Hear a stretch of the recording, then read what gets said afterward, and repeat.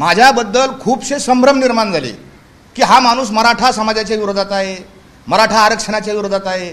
आणि प्रचंड वारकऱ्यांच्या अनेक वारकरी लोकांनी माझ्या विरुद्ध इतक्या अफवा उठवल्या, सत्य जाणून घेतलं नाही. आणि कालांतराने हे सत्य बाहेर येणारच आहे.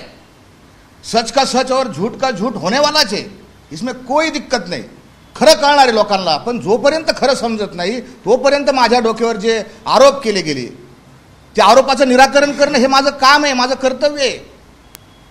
माझ्यावर आरोप केले गेले, 2-3 आरोप तर निखालच खोटे ठरले. बलात्कार, विनयभंग, 300 कोटी, त्याला तर काही काडीचा अर्थ खोटे ठरले.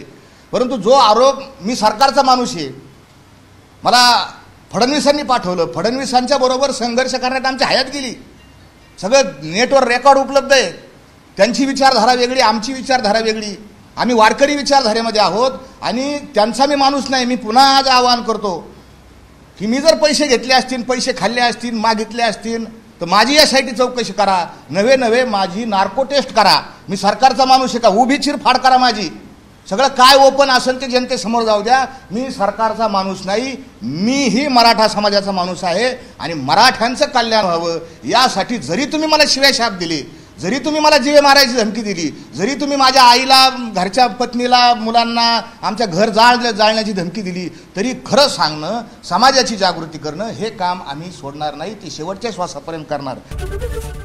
एबीपी माझा, उघडा डोळे बघा नीट.